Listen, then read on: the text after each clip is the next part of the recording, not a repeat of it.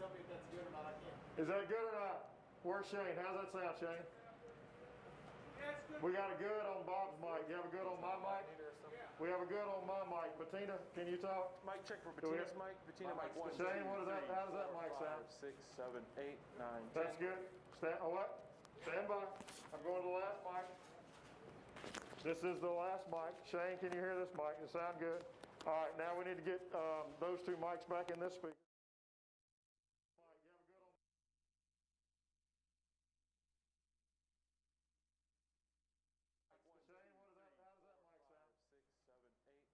That's good. What? Stand by. I'm going to the last mic. This is the last mic. Shane, can you hear this mic? Does it sound good? All right, now we need to get those two mics back in this speaker.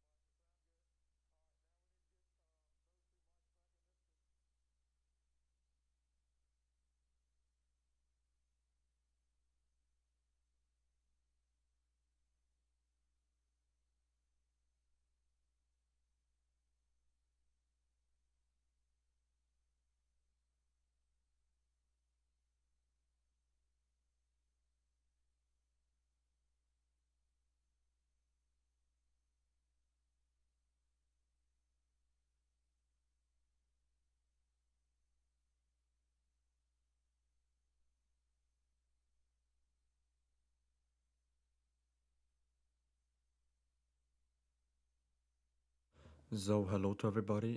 We expect the press conference to start at 8 p.m. Eastern time, so that's in about 2 minutes from now. Yeah, the Green Run post Hotfire press conference, which was today. I streamed that before. If you didn't saw that, I have the stream still open, so make sure to check it out if you haven't. We expect the press conference to start at 8 p.m. Eastern time, so that's in about 2 minutes from now. Yeah, the Green Run post Hotfire press conference, which was today. I streamed that before. If you didn't saw that, I have the stream.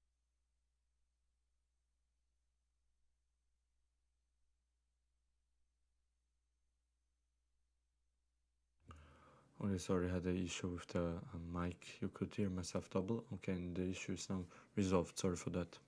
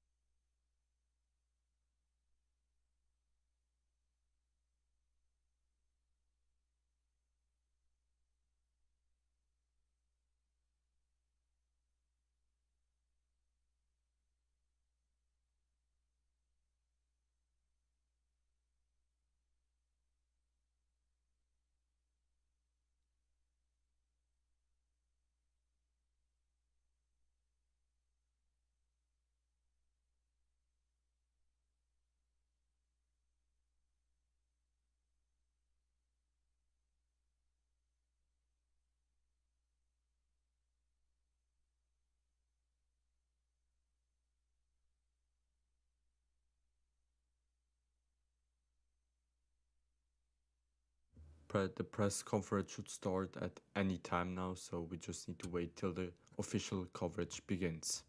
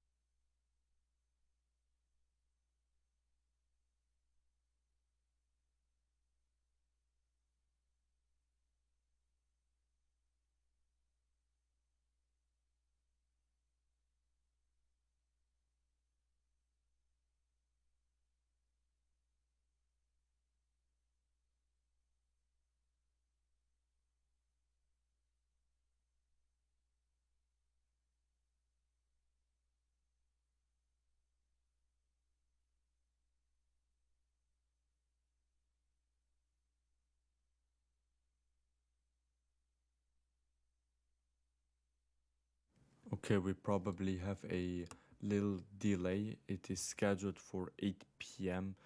Eastern time. That should have been 1 minute ago. Now 2 minutes ago. I guess we just need to wait a little bit till the official broadcast starts of today's press conference.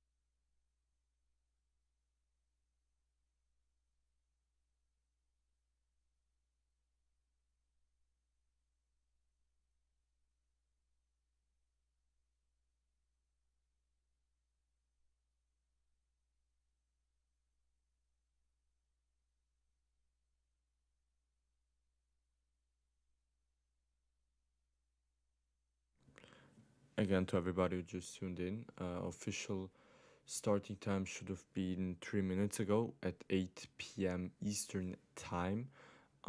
There's no statement from NASA yet. I guess we just need to wait.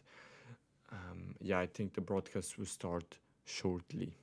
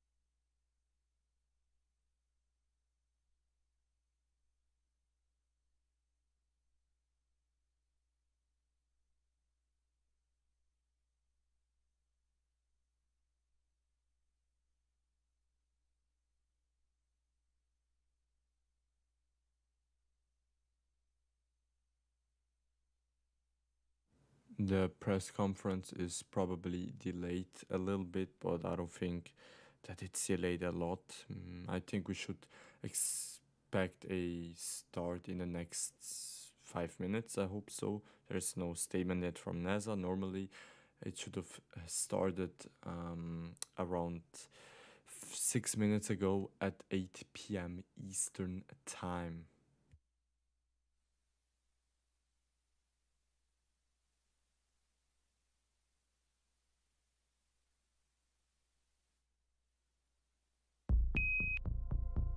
Seconds and counting. T-minus 25 seconds. 20 seconds and counting. T-minus 15 seconds. Guidance is internal. 12, 11, 10, 9, Ignition sequence start. 5, 4, 3, 2, 1.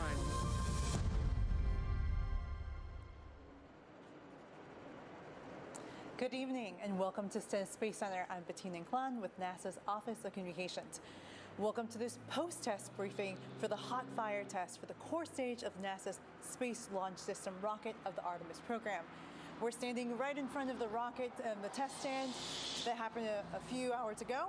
And the hot fire test is, as a reminder, the 8th test in the Green Run test series, a comprehensive assessment of the rocket's core stage prior to launching the Artemis mission. We have some wonderful people here to tell us more about what happened today and the future of this program. So with us is, of course, NASA Administrator Jim Bridenstine, SLS Center Director Rick Gilbrick, and John Honeycutt, SLS Program Manager of the NASA's Marshall Space Flight Center. Our speakers will be given a few opening remarks, and then we'll take questions from the reporters that are here with us today. We'll also be taking questions from reporters who submitted them through email at hq-heo-pao@mail.nasa.gov. For the reporters joining us today, remember to ask one question, and then we'll try to and make sure to identify yourself, and then we'll try to get as many questions as possible. But before that, let's first hear from our NASA Administrator, Jim Bridenstine.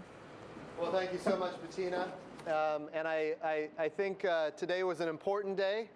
I know not everybody is feeling as happy as we otherwise could, because we wanted to get 8 minutes of a hot fire, and we got over a minute. But I just want to remind people where we've been and where we're going and what an important milestone this is. We think about the SLS rocket, the most powerful rocket ever built. It's going to take our astronauts to the moon. And of course, you know, it has in the past had delays and cost overruns. But the team here at Stennis, the team at the Marshall Space Flight Center, the team at Michoud, they have really come through an amazing way to get us to a position where today we had the opportunity to fire all 4 RS-25 engines for over a minute. And we're in a position now to say, look, we don't know what we don't know at this point. I'm going to let John Honeycutt talk about what we do know and what we don't know. But today we got lots of data. We got lots of data that we're going to go through and be able to sort through and get to a point where we can make determinations as to whether or not, you know, launching in 2021 is a possibility or not. But I just want to say, to the entire NASA workforce, and that includes the people here at Stennis, the people at Michoud, the people at Marshall, we're grateful for you. And today, while it's not everything we hoped that it would be, this is an important day, and you have done really good work to get us to where we are. So I want people to be encouraged because the future is very bright. And certainly we're going to learn a lot from this test. We're going to learn a lot. In fact, we already know we have learned a lot. Getting up to the point where we actually ignited the rockets, we learned a lot. And so this is a good day. I really think that this is a good day, and we test for a reason, because we want to learn, and we're going to continue to learn. So with that, Bettina, I'll turn it back over to you. Sure. Next, Rick. Yeah, I would go further than Jim and say, out of my 29 years, this is the best day yet. And there's better days to come, and I'm looking forward to that.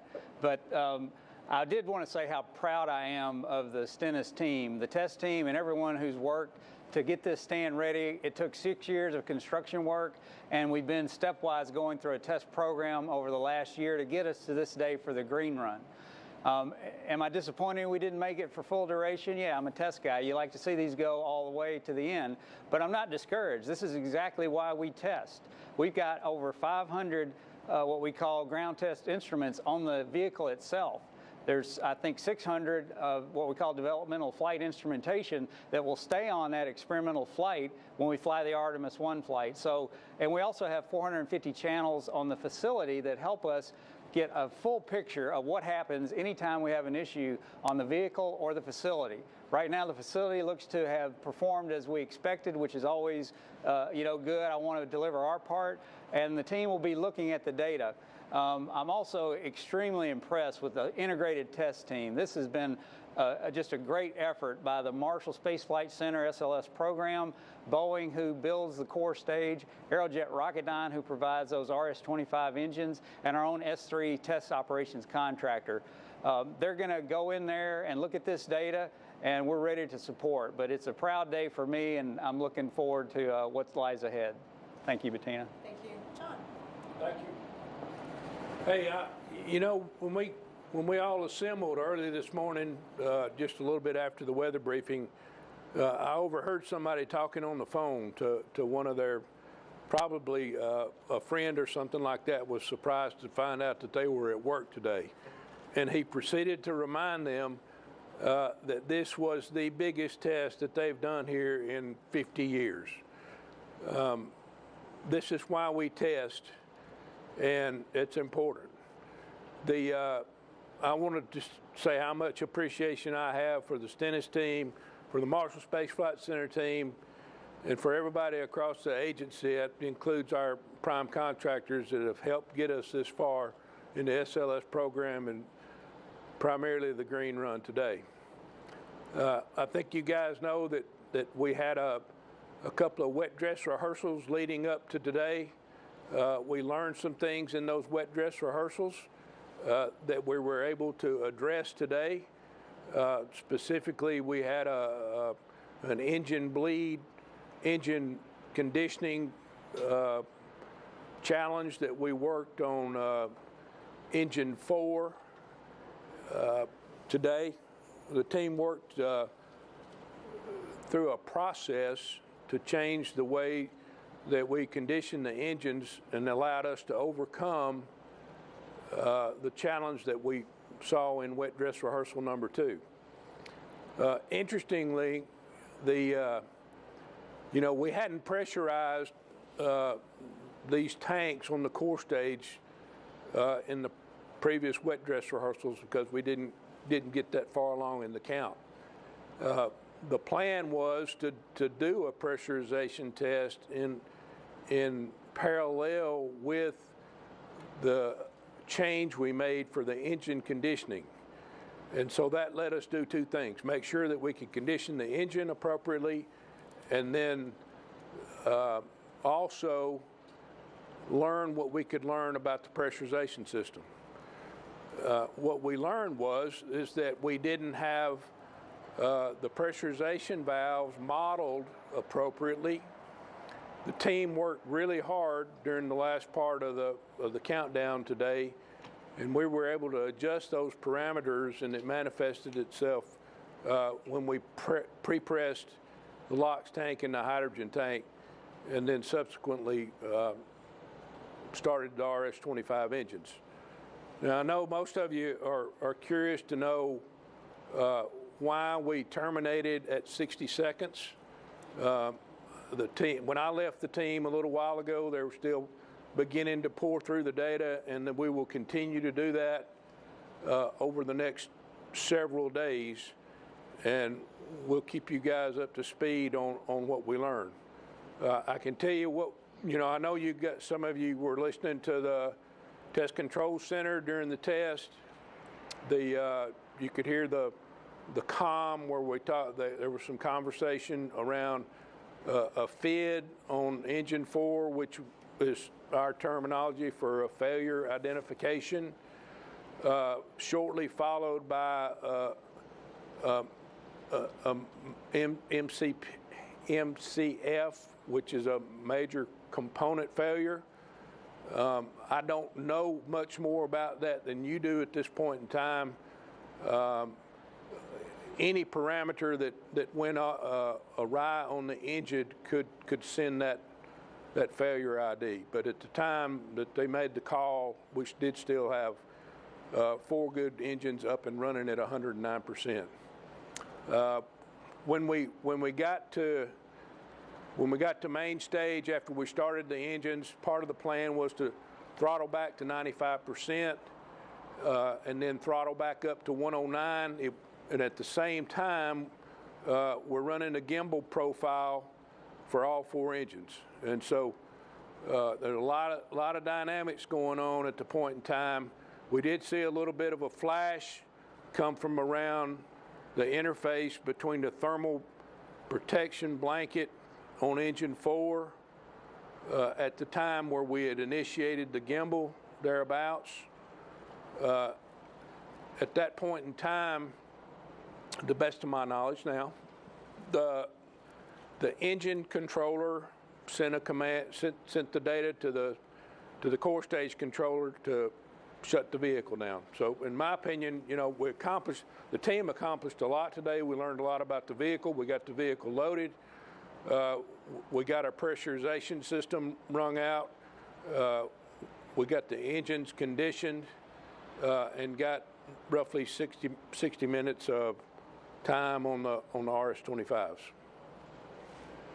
Can I just, I want to make sure, because reporters are out here reporting the thermal conditioning from the hydrogen bleed, the challenge that we had there before the fire began, before the engines fired. I don't want to say, but before the engines fired, that thermal conditioning challenge was on engine 3. I just want to be clear on that. Right. It was not engine 4. You're right. So. I said 4 and I misspoke. It was 3. You're right. Okay. Good. Okay. Thank you. Thank you both. So with that, we're going to go to questions from reporters. I just want to remind you, we'll be taking one question for a reporter. If we have time, we'll go back around and try to get more. But with that, we'll start with our reporters that are here. And Jeff Faust. Hi, Jeff Faust of Space News. Since the test didn't go the full 485 seconds or even the 250 seconds previously stated was the minimum, is the assumption here that you're going to have to go back and do another hot fire test? And if so, what sort of time frame, how long is that going to take before you have to recycle, you're able to recycle and do another hot fire test? So, I'll start and then I'll let you. I'll let John give his opinion on this, but I don't think at this point that we have enough information to know. And in fact, I know that that's what we discussed earlier. It depends what the anomaly was and how challenging it's going to be to fix it. And we've got a lot to learn to figure that out. I think it very well could be that it's something that's easily fixable, and we could feel confident going down to the Cape and staying on schedule. It's also true that we could find a challenge that's going to take more time. I wish I could tell you more, Jeff, but I think at this point it's just too early. Do you have anything to add, John? I think you said it right, Jim. It's one of these things where the team's going to pour through the data. We have said all along that we would like to get at least to 250 seconds, but I think we need to do our due diligence and go look at the data that we've collected to ensure that we got a good plan moving forward. Thank you. Next, we'll go to Eric Berger. Hi, Eric Berger with Ars Technica. Thanks for the show this afternoon. I'd like to ask about potentially of swapping out engines. I think you can do that at Stennis, but could you clarify that if you need to swap out an RS-25, you could do it here? Approximately how long would that take? And are there RS-25s in storage that have been tested and could be swapped on with high confidence that they'd be perform as you'd wanted? Thank you. Yeah, Eric, it's as a matter of fact, we've got the spare engines for Artemis I here at the Stennis Space Center now, and they're ready to go. So in the event we did have to swap out an engine, we would pull from that complement of engines to go do that work. We have the capability to do an engine swap out here, as well as doing one at KSC. Obviously, if we ran into a problem, I think we would end up doing it here. Thank you. Oh, let me take action to get back with you on it. I think it may be a week, 10 days, something like that. But can we take action, follow up with you? Yeah. Okay, thanks. We'll follow up with you, Eric. With that, we had some questions that were submitted online via email. We're going to go to Catherine Hamilton with our Office of Communications. Thank you. This question is from Chris Davenport of the Washington Post. Exactly how long did the engines fire before they were shut down? And does that give you enough data to ship the core stage to KSC, or will you have to redo the test? Yeah, same. I think the amount of seconds, it was over 60. Do you know what the specific number was, I John? don't have the exact. It's right around 60, give or take a little more. Okay, so around, it was over 60 seconds, and at this point, we just simply don't have enough data to know. Look, the engineers are going to go over all the data. They're going to make assessments, determine what needs to be fixed, and then based on that, we can make a determination whether or not we're going to be able to ship down to KSC. Thank you. Next. Next question is from Joey Roulette of Reuters. Following up to Bridenstine and Honeycutt's response to Jeff, how much time would be needed to ready for another hot fire test if that's the path the teams decide to take? I'll let you go, John. All right. Yeah, so obviously, like we talked earlier, we got to fully understand the problem and do an assessment of the core stage as well as the engines to make sure we understand the problem and what needs to be fixed or repaired if we need to. So from a Stennis standpoint, Rick can weigh in on how long it takes him to turn his crew around. Yeah, we are using unprecedented amounts of gases and propellants here to support this test. So once we get into the hot fire, we have to replenish all those commodities. So that probably would be at least a 4 to 5 day proposition if we were trying to get to that test as early as we possibly could. Thank you. Catherine, you have the next question?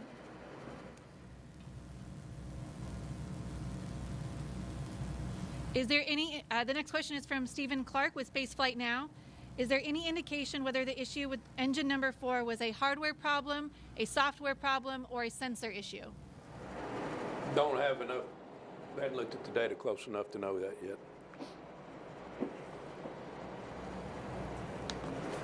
Okay. The next question is from Amy Thompson with Space.com. How does the team feel to finally have this test happen despite the challenges and the pandemic? I told you I'm so proud and excited. I'm just, they worked so many problems, and you got to remember, we've been doing this through COVID, the busiest hurricane season we've seen, and the team has just shined. So I'm extremely proud and excited, and you know, like I said, this is a dream come true for a dedicated test site like this. And you know, we are dedicated to this. We have this buffer zone that allows us to test these massive rockets unfettered and 24/7. It's a real asset to the nation, and it's our prime business. So, you know, today was a dream day for me. And I would add to that, going back to when I first showed up at NASA, and you know, SLS was being delayed and cost overruns. Talked to John, talked to Jody Singer and so many others and said, what do we need to do to get this program on track? Well, we need to start with the engine section was a challenge. The engine section was taking a lot more time than anybody anticipated.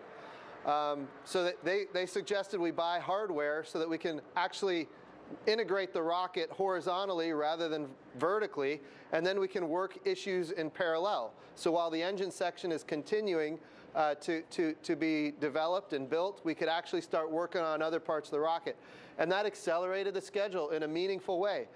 We also took a lot of the NASA folks at Marshall and other places around the country, and we embedded them with the Boeing team down at Michoud in a way that we integrated teams that we hadn't done that before.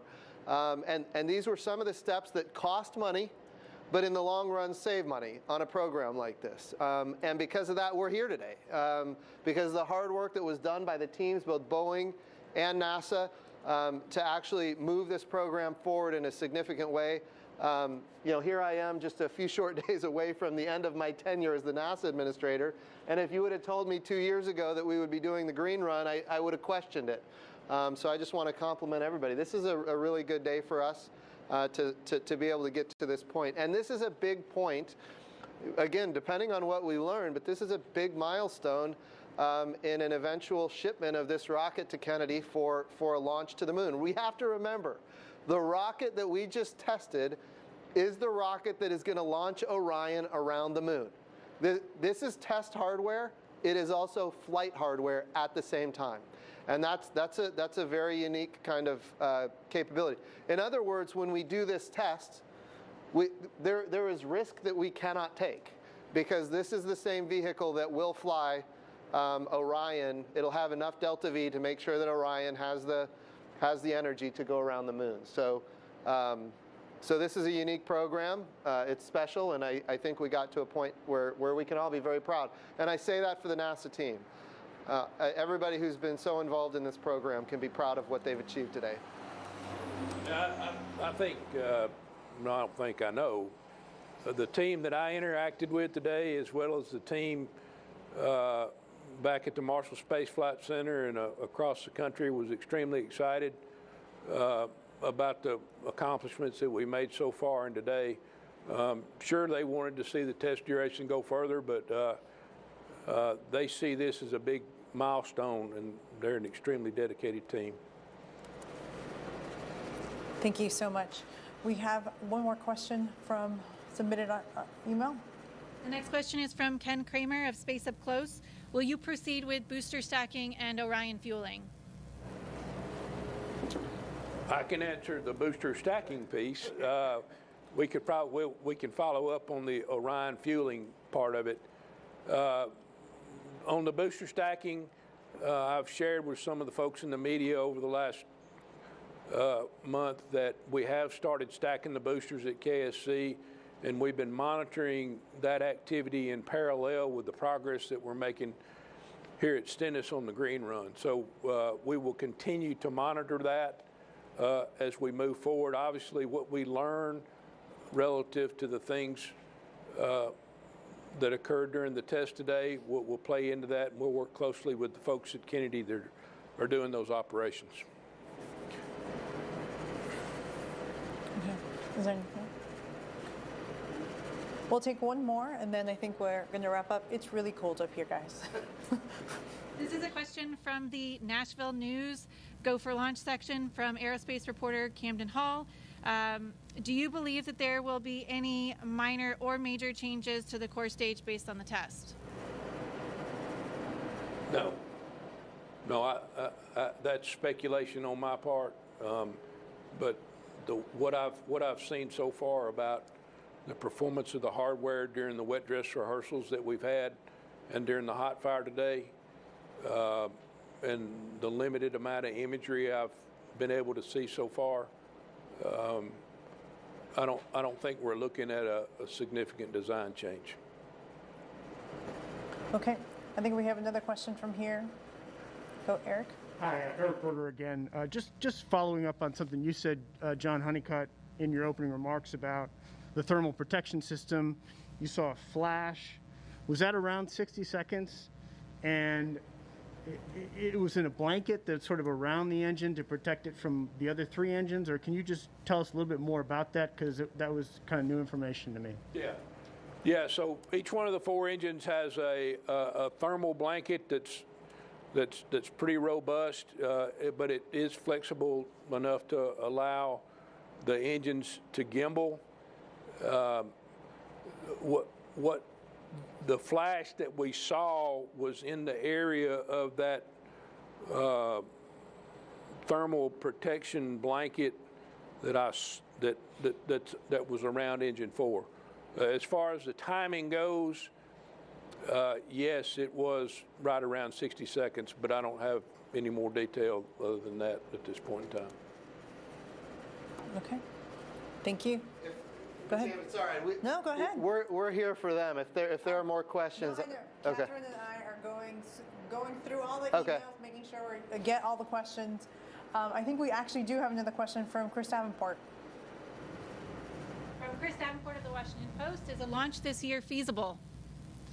Yeah, I think it's still too early to tell. I think as we figure out what went wrong, we're gonna know kind of what the future holds, and right now we just don't know that. So I guess the answer is yes, it still is feasible. We just don't know yet. You want to say something more, John? No, you got it. Okay. I think Eric Berger has another question. Can you just kind of run me through again the engine shutdown? It was an automatic trigger by the onboard flight software flight computer? And was it one engine first, or did they all shut down at the same time, or what can you just kind of do a little tick-tock of exactly what might have happened at that moment in terms of, this shut down, and it was over? Yeah, it's so the sequence of things relative to how the engines start up and shut down goes pretty quick, and it's hard to detect that with the naked eye. What I saw in the control room that I was in is pretty much the same thing you guys saw. So it's kind of hard to detect what shut down. However, we could see that flash occur around engine 4 at that point in time. Like I told you earlier, it was around the 60-second time frame, and so there's a lot of dynamic events that occur. To just highlight some of those, right? You got engine startup, which was successful, power up to 109%, throttle back to 95%, then throttle back up to 109, and all that occurred about the same time that we're doing the engine gimbal profile, obviously with the engines up and running. And so that's pretty much what I know today. Thank you. We have a question from Irene Klotz. The next question is from Irene Klotz of Aviation Week. Any sign of engine damage from the shutdown? The only thing that I've seen so far is that thermal curtain or thermal protection. Another question from Eric Berger. Sorry, last question. I know it's cold out here. Which of the engine 4 was which engine? Can you give me the number on that just so that we know which one was? Eric, I have to get it for you. We'll follow up. Okay. I don't have it on top of my head. Sure. Go ahead. Tyler Finger with WALA TV. You guys were obviously looking to go further. Would you call this a failure? I don't think so. It was a test. We got to remember what we're doing here. We are, in fact, testing hardware. And when you test, you learn things. Look, I want to go back to what John talked about a little bit earlier. When you talk about the thermal conditioning of the engines from a bleed from the liquid hydrogen and the challenge that we had on engine 3, even before we did the hot fire, there were some things that the team had to work through. And we today, in fact, exercised the team. This is the team that's going to launch this rocket that's going to take Orion to the moon. So we exercised the team. We figured out we had a challenge. Something wasn't just right. The team worked it out. And next thing you know, we're back on track.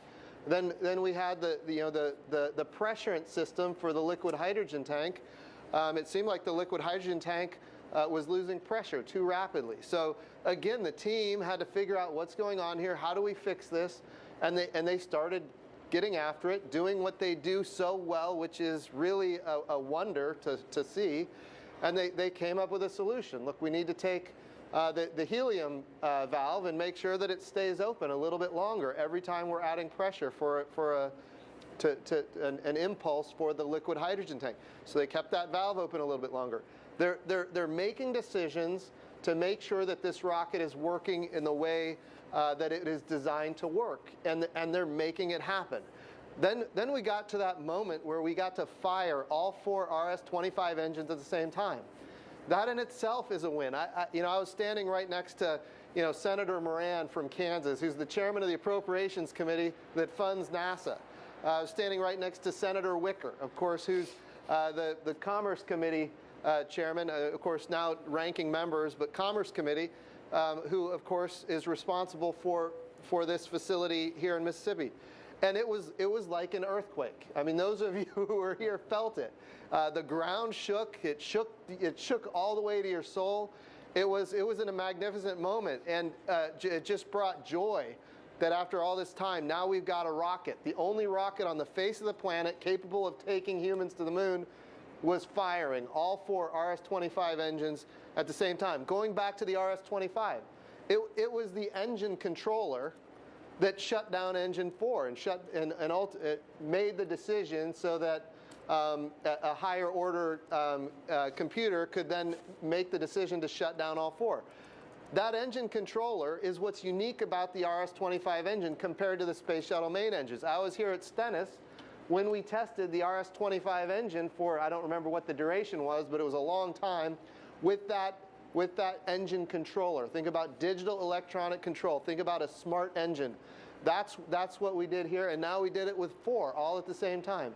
I just want to say it is without question the amount of progress that we've made here today is remarkable. And no, this is not a failure. This is a test.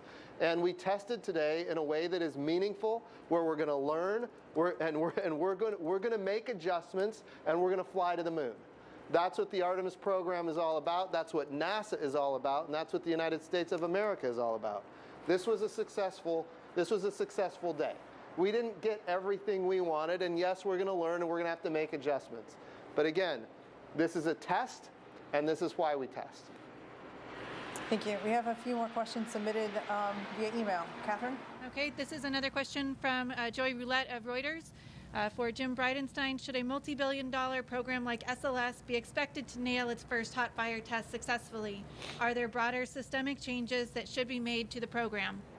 So if you're expecting perfection on a first test, then you've never tested before. And I would also say that this is why we do testing. I can't emphasize that enough. I will say also, when you think about, again, going back to the fact that the test article that is behind us is also the flight hardware that will launch Orion to the moon. This is unique. That means the amount of risk that we can take is very, very low. We can't afford to have this vehicle fail. And guess what? Because we have done all of the work that we have done, this article made the right decision to shut itself down. Now we've got to go figure out what made it make that decision, make some adjustments, and fix it. But before we put American astronauts on American rockets, that's when we need it to be perfect. For this, we're willing and able to take some risk, but it's very small compared to what we could do if this was not the rocket taking our astronauts or eventually our uncrewed Orion to the moon. Thank you. With that, we'll take one last question, and then we'll give it to Administrator Bridenstine for closing remarks. Okay. All right, this question is from Philip Sloss of NASASpaceflight.com. What is the minimum turnaround time for the engines to fire them again at Stennis if you weren't going to replace any of them? Yeah, we're going to have to look at the data to see what happened during the test and make that assessment before we can determine how long it would take. So let's pretend, John, that there was nothing wrong with the engines. Obviously, RS-25s are designed to fire over and over again. What's the duty cycle after you've fired it? How long do you have to wait before you fire it up again? Is there a duty cycle? Yeah, so there's some post-test operations that have to occur, specifically engine drying. Okay. And you know, if anything else we may find could potentially be umbrellaed by that. I think that time's roughly on the order of 21 to 30 days or something like that. I don't remember off the top of my head. So maybe it's a couple of weeks. Yeah, and as I mentioned, you know, it's about 5 days for us to have the facility ready to go if the rocket's ready. Yep. Do you want to close some remarks, Stan? Sure. Again, I just want to thank everybody here at Stennis. I want to thank the folks at Marshall. I want to thank the folks at Michoud that built America's rocket here. I really want to thank the entire NASA family, and I certainly want to thank our prime contractor on this, Boeing, for getting us to this test today. You know, I'll tell you. This is a program that is important for the United States of America. It's important for our leadership in the world. It's important for us to go to the moon and to go quickly. And it's important for us to maintain a leadership position where all the nations of the world come together and say, we want to be part of the Artemis program. This program is not just about science, although there is tons of science that's going to come from the Artemis program. This program goes beyond that. This is about a tool of diplomacy. It's about American leadership. It's about exploration. And so I'm very excited about what is in front of us. I want to be clear, not everything went according to script today, but we got a lot of great data, a lot of great information. I have absolutely total confidence in the team to figure out what the anomaly was, figure out how to fix it, and then get after it again. Because we don't fail. We might have a setback, and then we come back and we do it again. And that's what's going to happen here. And depending on what we learn, we might not have to do it again. We're going to find out.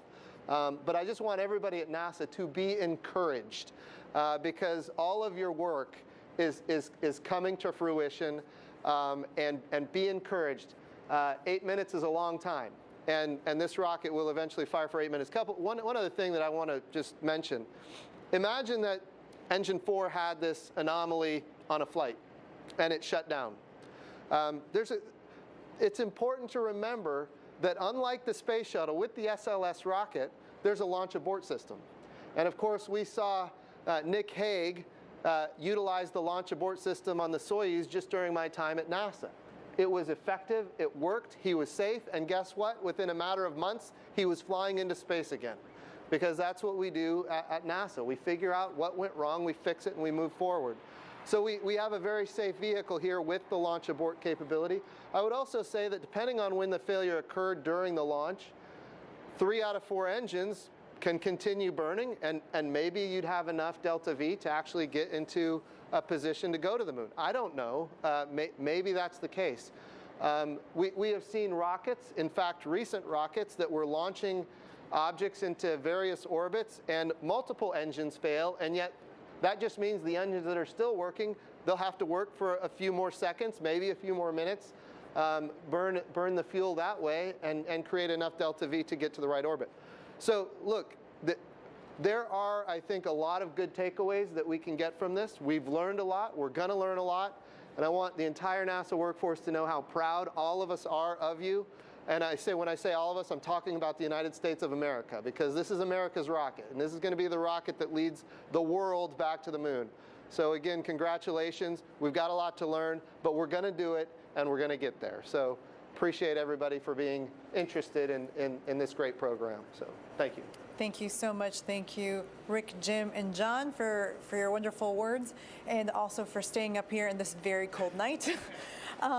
Thank you to all for joining us, and I just want to make sure that you know that there's more information on the Artemis program online on nasa.gov/Artemis program. We will be following this up with a telecon as soon as the team assesses more data, so stay tuned for more information on that. And with that, thank you so much, and have a great day.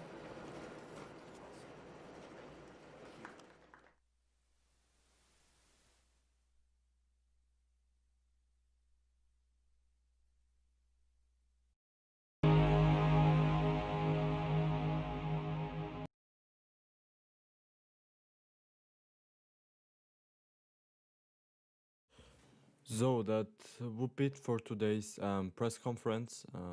Thanks to everybody who tuned in and watched this together. Yeah, thanks to everybody. And yeah, tomorrow there is no rocket launch scheduled till now, but on Monday, maybe we will have maybe the SN9, SpaceX SN9 launch and rocket lab. Also, maybe we don't know yet.